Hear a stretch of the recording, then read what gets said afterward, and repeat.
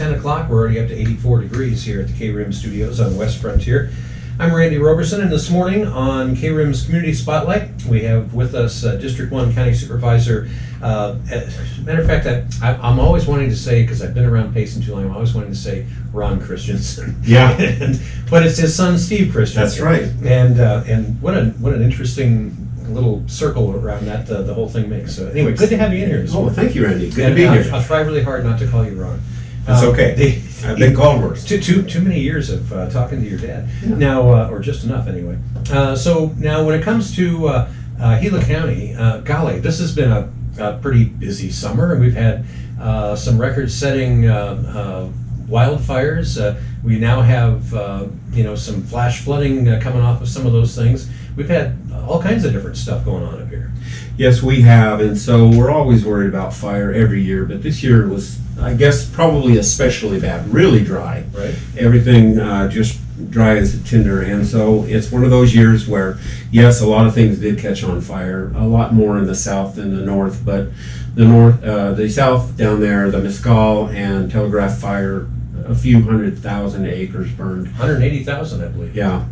And so that's a lot of property, a lot of land, and now Actually, that was probably 180,000 just on the Telegraph. Just the one, yeah. So we're talking about a large amount of area and lots of drainages, lots of watersheds, and so then we pray for rain, and God sends us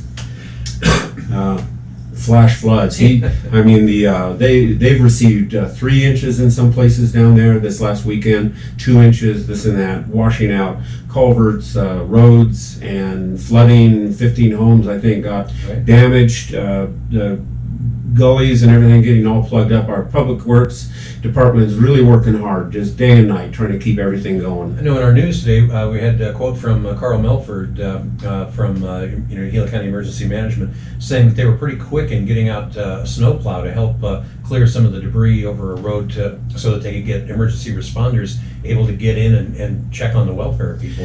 Yeah, Carl's great. Our emergency response team is just fantastic. Right. We've been watching this. We knew it was coming. We prepared for it. And it escapes me now. I think it would have been maybe Saturday or Sunday, something like that, when we finally got enough rain that Tonto Creek down at Pumpkin Center finally had a flow for the first time in over a year there. Is that right? And even then, off of the bush fire from last year, a lot of the runoff that came down through there was still real black with soot and stuff. Right. Because we really haven't had any decent rains for the last year. Right, we had almost nothing last year, and so the bushfire is still like a fresh fire. Right. It's ready to have a lot of debris come down those gullies and can damage the road, and we got to watch that. So if you're in a rainstorm in those kind of areas along 188 and down the Globe and different areas, watch where those drainages cross the road and make sure you're not driving right into a big pile of something. It's a good time to remind people too to check out Everbridge online. If you haven't already subscribed to the emergency alerts that are available that way, it's not just for wildfires, it's for flooding, it's for even if there's criminal activity, I mean all kinds of different emergencies. So you want to go to gilaready.com and then find Everbridge on there and sign up. And what they'll do is they know your address and it'll come over your telephone if it affects you. Right. And even if you can set it up for your home, or for, if you, like me, I live down in Tonto Basin but come back up here to Payson now to work, and so either place, I mean, I can get alerts either or on those. So I mean, they've done a good job. Yes, really good. I'm really proud of our emergency management team at Gila County. Yeah, good stuff. Yeah. Now as far as another aspect of all of this that we just had in the news today is the Tonto National Forest is reopening today, and it's important to reiterate the fact that although the forest is reopening, and there's still a couple of wildfires that they're monitoring that had a little uptick in activity yesterday over in the Matazels, for the most part, everything's opening back up, but the stage 2 fire restrictions are still in effect, so still no smoking, no campfires, no target shooting, anything like that. No charcoal briquettes. So it's opening, but it's changing from stage 3 to stage 2. So we still have restrictions. So people be careful when you're out in the forest. The humidity is up, and that's why they probably opened it. Sure. In my remembrance, it was closed earlier than ever before. that I've ever noticed them closing it, and it reopened sooner than I've ever seen it reopen. That was a real quick closure. Yeah, it was. But I know Apache Sitgraves and Tano opened today. The Kaibab and Coconino opened yesterday, and so I think they all kind of try to work in concert with each other. They do, and it is important for our economy to get people through here. I know it increases traffic, but it is very important for the sales tax economy and all that. Everybody gets paid on that, and it's a good thing to have the economy. And I guess they're figuring that the risk is not real high. Most of the fires that start really are from lightning, especially this time of year. Yeah. Yeah. Now, as a county supervisor, I would think that I know you're always busy, but with the recent evacuations of Pine and Strawberry and the closure of State Route 87 and 260 West and everything, some of that is up on top of the rim and that, but still, this had to have a big impact on a lot of different communities right here in Gila County, and as a result, I imagine there was an uptick in phone activity in your office. Yes, and probably an understatement. Yes, and people were inconvenienced. Evacuation is an inconvenience at the least. So why? So the Gila County has this ready, set, go kind of a scenario. Okay, right. So we should always be ready. Right. First of all, and then set and go. Now, the go means we'd like for you to evacuate. It's not a mandatory evacuation, and it's also not an emergency evacuation. The go order is usually given as a precautionary measure for something that might happen in a little bit. So you have time to take care of your animals, your pet, pull your bills together, get your medicine together, and if you choose to leave, you're not going to be allowed back. But in leaving, what you do is you benefit greatly the fighting of that fire, so that you're not on the streets, you're not on the roads, and the firefighting equipment can move around freely to get to the areas that need to be fought. When it comes to Pine and Strawberry, we did not lose any structures, and there were no lives lost. No one was hurt other than just maybe a minor, somebody twisted their ankle or something like that. But we need to look at that and compare it to what happened in the Dude Fire 31 years ago. We lost 6 firefighters, death, and we lost 69 structures. Okay, now that's destruction. That's bad fire. So we didn't do that with the Backbone Fire. So because of the Pine Strawberry Fuel Reduction Group, they were able to stop that fire approximately 2 or 1.5 miles from Strawberry. That's the closest they got, and they held that line. They were talking yesterday, we had in our news as well, that up on the Coconino National Forest with the Raphael fire up there that was near, really could have affected Flagstaff, Williams, and the Sedona area. But they said that that thing was during times of high fire danger was just scorching through the forest at high rate of speed, but it ran into 2 different previous burns and just stopped. Right. And so the bottom line is they're talking a lot about how this proactive thinning processes as well as prescribed burn processes really do make a huge difference when it comes to proactively going after some of these. And I thought they made one other interesting point in that story as well, in that oftentimes people want to lump wildfire into the same category as hurricanes and earthquakes as far as natural disasters, but so far nobody knows how to quell a hurricane or an earthquake, but they have learned how to really proactively address these wildfires, and that saved there's a huge population up there in the Flagstaff Sedona area that could have been profoundly impacted. But so some good news. It might not seem like good news, but beats the heck out of what could have happened. Fire is a natural part of the landscape. Sure. However, bad fires, large fires, crowning fires, fires that get very hot and destroy the soil and everything in it, that's what we want to prevent. And we'll never be able to stop fires completely because it's a natural process. But we're upside down on the way that they are handled. So we spend a huge amount of money fighting fires and not enough money preventing fires. by managing the forest and making it healthy and getting it thinned and all of that. That's where the money needs to go, and there doesn't seem to be enough money for that. So it's not just a small little spot either. It's like the whole West. It's millions and millions of acres, and once you get it all cleaned up, you still got to keep it cleaned up. So we have to change the way we're doing things. Well, here just a few years ago, there was a lot of talk about being able to possibly sell the ground up wood mulch, biofuel, and send it to other countries and things like that, and or use it here to generate electricity. Is there still any kind of focus in that direction?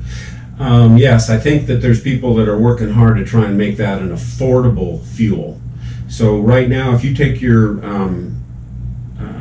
brush out to the Blattner pit, for instance, they're not burning that anymore. They're grinding. The company comes, grinds it all up, and hauls it up to a power plant where they burn it and turn it into steam energy, generating electricity. Wow. So we can burn it in a pit, or we can burn it and make electricity. But it's still an expensive process to do that. It's actually cheaper to use fossil fuels. So we need to get the technology there where we can do that. And as soon as we make our forests a profitable thing to thin, then there'll be bidders out there wanting to go in and take that and turn the place into a garden again, the way it should be. God gave us a garden to take care of, and we're not taking care of it. Well, and you bring up an interesting point too, in that it was for centuries here this thing where fire was a natural part of the landscape every year, that it would just come through and just take out some grasses but not affect the trees, and as such we had very much more of a park-like sort of atmosphere here. But now with suppression efforts and maybe buying a little bit too much into Smokey Bear, only you can prevent forest fires. Right. We've actually caused a lot of the undergrowth to grow up to the extent that a fire coming through can actually get branched up into the crown of the forest or at the top of the trees and wipe out the whole ecosystem. I'm curious, when it comes to some of the times where there's prescribed burns, where they're trying to proactively nip some of this in the bud, do you get phone calls from people complaining? No. I mean, as far as, they're burning the forest and stuff like that? No, I don't. Good. No. That's good news. But even prescribed burns there's not enough there. It has to be just mechanically thinned, and they've got equipment now that can do that sort of thing. It's just getting the funding to do it, getting that out there. The forest should not look like a jungle, and if you can't see into it, it's too thick. And quite honestly, it should look like an open park with beautiful big trees in it. Saw a book here a few years back, matter of fact, a couple of decades ago, out of Flagstaff, but it was a 100-year analysis, and it was like, I think this came out in I'm guessing like 85 to 90, right around in there. And they had found a bunch of pictures from back in the late 1880s and 1890s, went to those same places and took a picture again to show the difference in the landscape between then and now, and profound difference. Yeah, I actually have a poster of that. There's it's either 6 or 8 photographs starting in 1909, and it was wide open. It looked like you could graze cattle all in there, and there was a couple big ponderosa pines.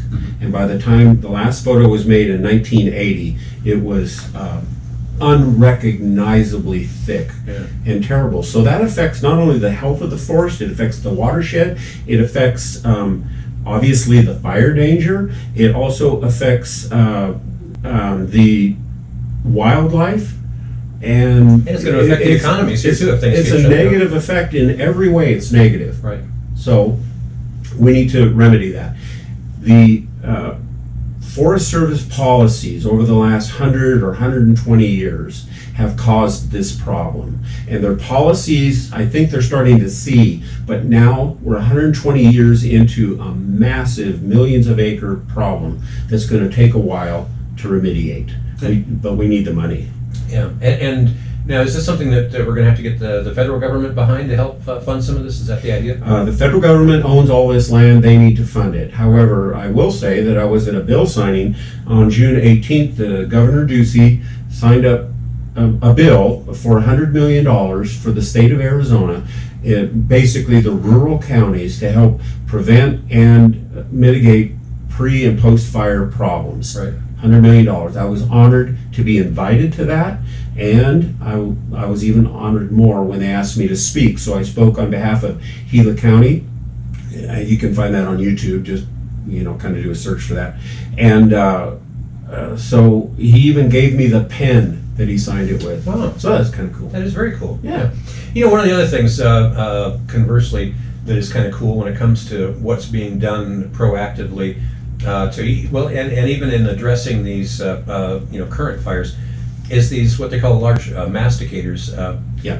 That's a profound machine to watch work. How it can come in with this big arm and just take a tree from top to bottom, and it's nothing but little chunks of wood in a matter of a few seconds. I guess you could say it's just like a very industrial shredder. Right. That shreds brush and throws it out. It doesn't really pile it up to be removed. It just distributes it, and the fire lays very low when it gets to that point. It has a very hard time. So they use those a lot to make fire break, but quite honestly, that's another method we could do to thin the forest. Right. And when we look back to, going back to, you mentioned earlier, the Dude Fire back in 1990, where the Perryville crew perished. We learned a lot from that fire, but our techniques, and I say our like I'm out there, I'm not, the folks that are responsible for either responding to the fires or proactively trying to mitigate the fire danger, the technologies have really changed considerably since the Dude Fire. We have a lot more tools in our toolbox these days. Absolutely. And since that fire, they've instituted a different dynamic when it comes to the aerial support.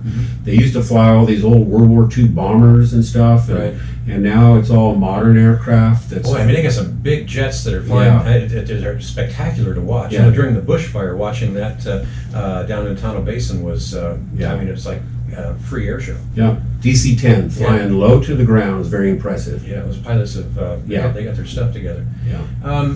So what's your opinion when it comes to all of this?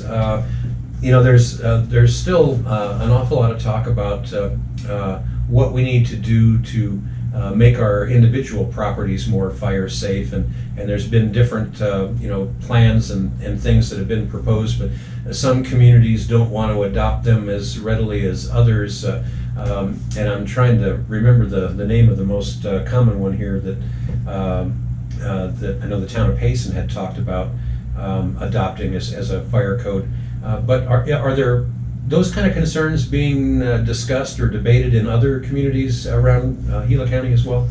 Well, Pine and Strawberry do an excellent job of that because they have formed a separate group on their own, the Pine Strawberry Fuel Reduction. Right. Now, and they're doing an excellent job. All the communities should be helping and doing that. Firewise is the Firewise. And we should be responsible in Firewising our own property. Come on, people. Why do you want to wait until some government comes along and mandates you and forcibly makes you do it so that you're a good neighbor? You need to firewise your property so it makes your property safe and others as well. People think that fire is always going to be coming from outside of a community.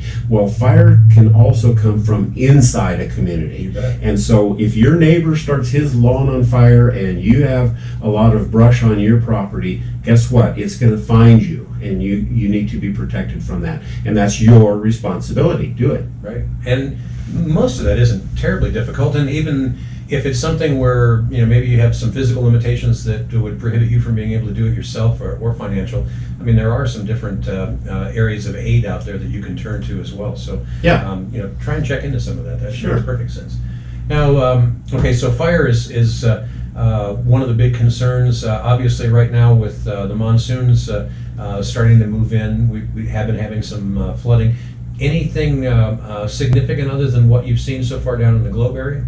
Not that I'm aware of. I don't think we've had enough rain up here to get any flooding, and we don't have any fires that would affect a community when it comes to flooding. If we do get a big heavy rain and the Backbone Fire, it's all going to go downstream into the Verde River or whatever, and I hope it doesn't damage the Fossil Creek area very much, because the fire did go through the Fossil Creek Canyon, but we're probably going to get a bear team in there pretty soon, and the bear team is an acronym for a burn,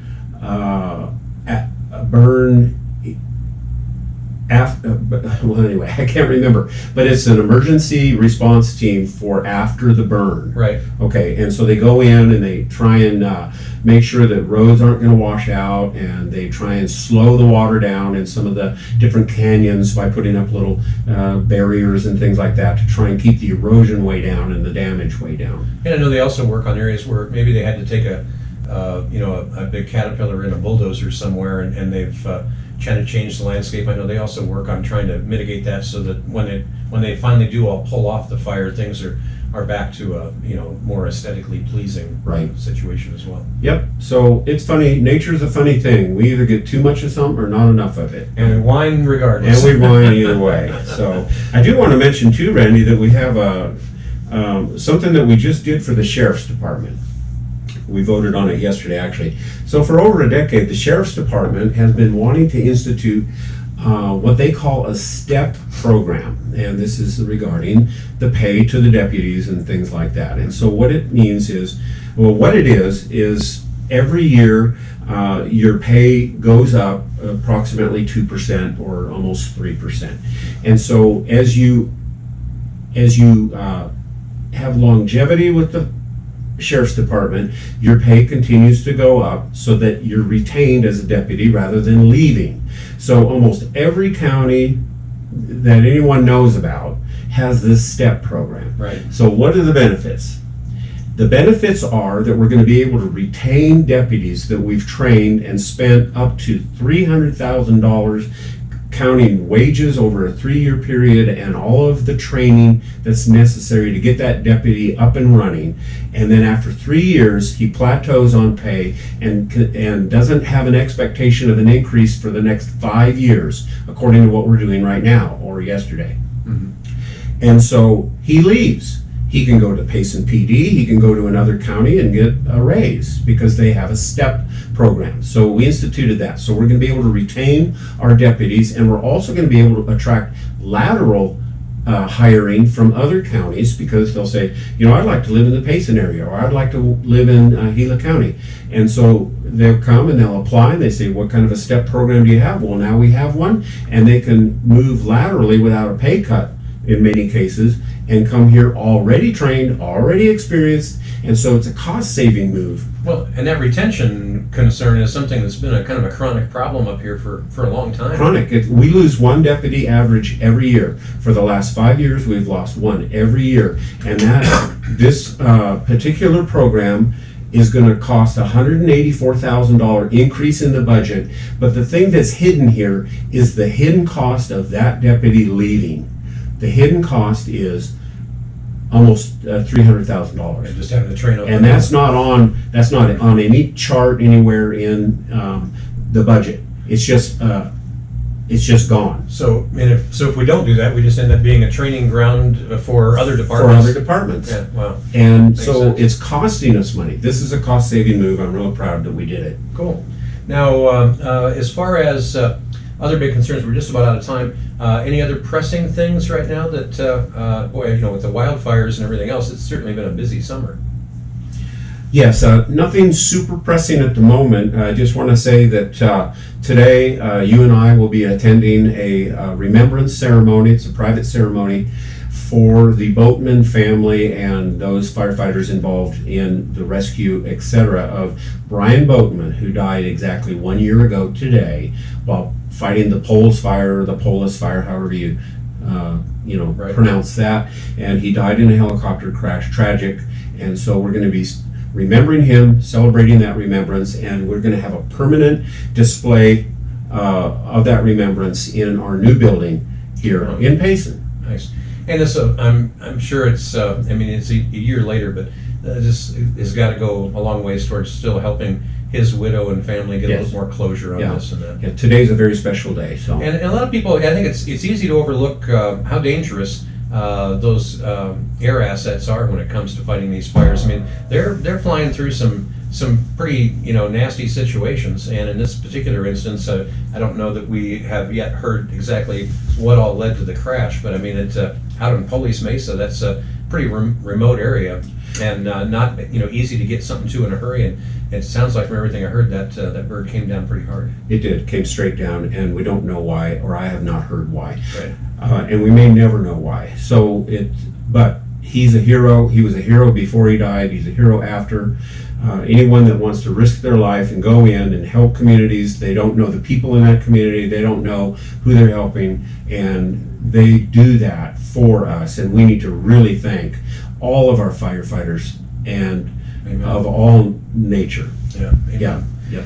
And good stuff. Now, people want to find out more. Of course, they can always contact your office. 474-7101. All right. And your county supervisor meetings once a month? Oh no. It's a loaded question. We meet generally every Tuesday in Globe. Right. You have access to the agenda online. You have access to the actual meeting in person on YouTube. You can call in. You can type in questions. You can be at that meeting without being at that meeting.